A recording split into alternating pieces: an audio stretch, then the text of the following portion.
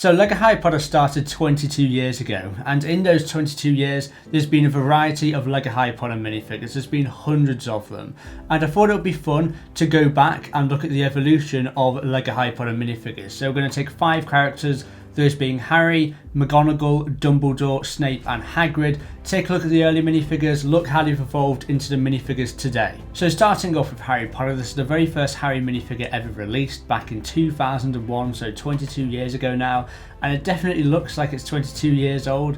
The first thing to note is the yellow skin tone, because LEGO minifigures before 2004 had all yellow skin tones. He actually released the flesh coloured skin tones in 2004, and that's a theme you'll see across all the other LEGO Harry Potter minifigures, of course. He's also wearing a bright grey uniform, which isn't very accurate at all. It should be black or at least very dark grey, and also a bright purple cape. Now, why is his cape bright purple? I have no idea. It makes no sense whatsoever. That's something to ask the LEGO designers of 22 years ago. The next major update for this minifigure did obviously come in 2004 with the introduction of those flesh coloured skin tones, and there's not that much change about this minifigure. There's only printing on one side of the torso, no leg printing, no arm printing, just like the previous version, and the hairpiece is the same. The purple cape is still there. I still don't know why he has a purple cape. I think it looks good, but I just don't understand why. But yeah, not too much different with this minifigure. I think the uniform colour is more accurate, being a darker grey compared to the light grey, but again, not too much has changed over those 3 years. By the way guys, I'm going to be doing a big LEGO Harry Potter giveaway. On my next live stream, I'm going to be giving away this, and a load of these. Now these giveaways are free to enter, available to anyone, anywhere in the world. All you've got to do is show up on my live stream on Sunday, the 29th of October at 8 PM BST. The live stream will take place on Whatnot, and in our next live stream, we're going to be auctioning off over 200 LEGO Harry Potter minifigures, all starting at just $1. I'm going to leave a link to the live stream in the description down below and also in the pinned comments. And if you join using my link specifically, you get $15 or £10 free credits to use in my live stream. This means just by signing up and turning up, you've got a chance to win some free LEGO Harry Potter minifigures with your free credit, and also win some LEGO Harry Potter sets in the giveaways as well. But most importantly, the stream is a great opportunity to speak to me and some other people in the community, and it's just a great laugh. I can't wait to see you guys on Sunday the 29th of October at 8 PM BST on Whatnot. Again, links are down below. Now let's get back into the video. So between 2005 and 2010, there's a real dead spot for Harry Potter. Only one set came out between 2005 and 2010. Then in 2010, LEGO Harry Potter came back properly with a full-on summer wave, and that obviously also carried on into 2011 as well. So let's take a look at the 2010 Harry. As you can see, not too much has changed again. They've removed the purple cape, which, okay, I guess is fine, but I would have liked a black cloak to go along with this minifigure. I think it would suit it. I do like the black trousers in comparison to the dark grey. It adds a bit of contrast, but apart from a different face print slightly, it's the same hair, it's the same sort of torso printing as well. Again, not too much has changed with this minifigure.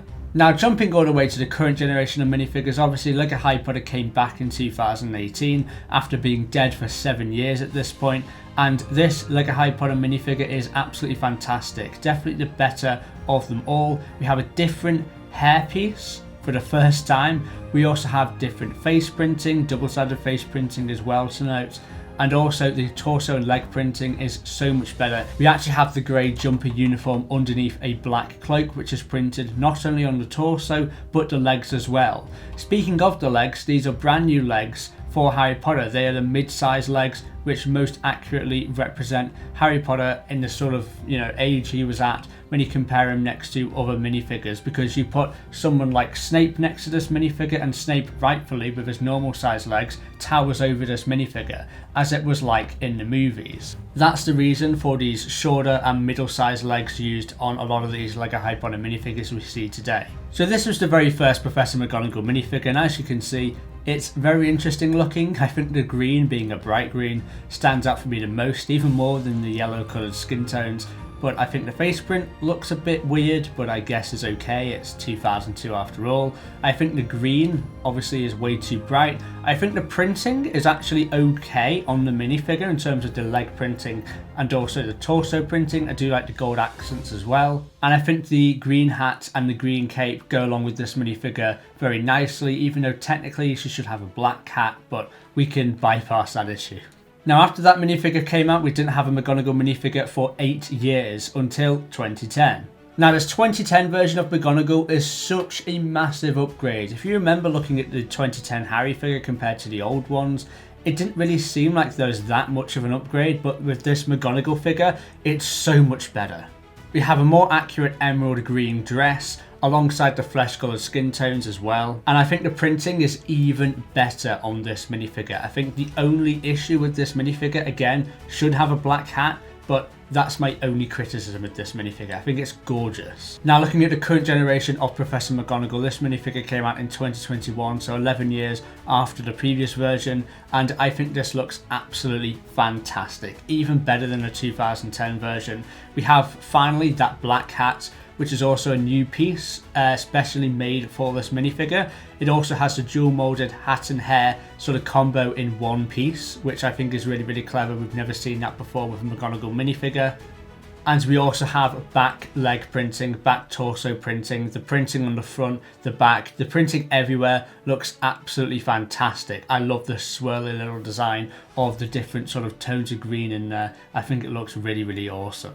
Now, looking at Professor Dumbledore, this minifigure is a very interesting looking minifigure. He's wearing bright purple robes, which I don't think was ever accurate at all to any of the movies. He either wears red or sort of silvery blue robes, never purple. I think the printing, again, isn't that great, but what do you expect from a minifigure from 2001? And I think the overall look of this minifigure with the purple robes, I think it looks cool, but I don't think it's accurate at all. Now, in 2004, they actually updated this minifigure with the flesh coloured skin tone, and that's not the only upgrade because the purple, the actual tone of the purple is different. And it's a very, very rare purple colour that was barely used. It's a slight different shade of purple than the previous purple. They actually just changed it. And this minifigure is very expensive on the aftermarket today. Apart from that, the printing is basically the same and there isn't too much of an upgrade there, just a different shade of purple and obviously the flesh coloured skin tone. In 2010, we see the first major upgrade to this minifigure. We actually have a different sort of robe colour. This is obviously the silvery blue I was talking about, so this is far more accurate. Though it's possible that the previous Dumbledore version was based off Richard Harris's depiction, which is more of a purpley red. So I think the purple, I understand why they went with purple, even though it's definitely a red robe they should have gone with. Though this one is definitely based off Michael Gambon's depiction of Dumbledore. I don't like how he loses his cape piece here though. I think he could have kept that. And I think the reuse of the hair piece and the beard piece, it's exactly the same as the ones we've used before. I think there's room to upgrade that at this point, but you don't actually upgrade that until the next minifigure. So looking at the current generation of these minifigures, and I've got the 2018 and 2020 version of Albus Dumbledore, and showing both of these because one is obviously Richard Harris and one is Michael Gambon, and both of these minifigures are absolutely fantastic and look miles better than the previous 2010 version. We actually have the dress piece being used in these minifigures for the legs for the first time, which obviously should have been used all along. I think the printing is far better, and I think most importantly, the beards and also the hat and hair combos, like the dual molded element, is so much better than that hairpiece they used in previous Dumbledore minifigures. Looking at these minifigures and the evolution so far, when people say Lego's been getting worse, which you hear quite a lot, it's definitely not in the minifigure department. Another example of this is Professor Snape. Now, Professor Snape in 2001 looked dreadful. I do actually personally really love this minifigure because it's just so nostalgic and so wacky and weird. It doesn't make it accurate though, and it's definitely not accurate. So Snape's head here glows in the dark. He's got sort of a lime green skin tone, which obviously isn't accurate at all, and his head glows in the dark. What's that about? In 2007, we finally got a normal Snape minifigure, but in my opinion, the 2010 version is by far the best looking. He looks normal, he doesn't have glow-in-the-dark heads, he's just a normal Snape minifigure. The 2021 Professor Snape minifigure is shown here, which is the most recent Snape minifigure we've gotten. As you can see, he's got a bright purple vest. That's not accurate at all to the movies. In the movies, he wears all black robes. You could say that he has a vest which is a very, very, very, very dark midnight purple, but it's definitely closer to Lego's black colour than Lego's purple colour, because Lego's purple colour is a bright purple. They haven't got like a really, really dark midnight purple colour, so using purple on this torso looks wrong in so many ways in my opinion. I think the face print is really good, the hair's fine, but it's just the torso doesn't look right to me at all. So the final character we're going to be taking a look at is Rubeus Hagrid. Now this Hagrid minifigure is from 2001 and he looks very bizarre, but he should, because he's a half giant. So I actually think this Hagrid minifigure looks quite accurate when you consider it's a 2001 minifigure. Obviously it's got the yellow skin tone, but I think the actual torso leg piece being one actual piece they've actually done in one molded element is actually quite clever. I know the modern Hagrid figures have the legs and the torso piece separate, but I don't think that's a big deal. I think the beard works as well. I know it's a very rubbery element and it's not like the most recent versions, which is a hard plastic, but I think the beard is fine. Let's take a look at the next version of Hagrid now.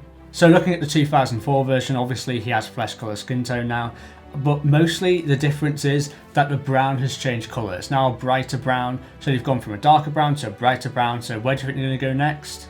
To a darker brown, and obviously this is the 2010 version of Rubeus Hagrid. Now if you look at this minifigure over the last 9 years from 2010 to 2001, it's not changed all that much. I mean, the brown colour's gone from dark to light to dark again. I wonder where it's going to go next time. But this minifigure hasn't changed. You know, you've got the hairpiece which is still the same. The torso mold is still the same as well. The printing's basically the same. Again, not too much difference with these minifigures so far. But then you get to the current generation of this minifigure and it looks so much better than all the others. I think Lego definitely upped their game since 2010 to when this minifigure came out in 2018. Obviously, as I hinted, we have a lighter brown. This is actually a medium nougat colour, which is obviously a very different colour than all the other ones before, but I think is definitely more accurate. And we have a new moulded torso element which can be separated from the legs, which in previous Hagrid minifigures, the legs and torso were all one moulded piece. We also have a new hairpiece which is especially made for this minifigure and in a more accurate colour, being dark brown compared to the black we saw before. So basically everything on this minifigure is better than everything on the previous minifigures. So well done Lego. Right, so that's going to be it for this video. If you want to see a part 2, make sure to let me know down in the comment section below. I will make that no problem. Make sure to like and subscribe if you enjoyed, and I'll see you tomorrow for another Lego video. I'll see you there.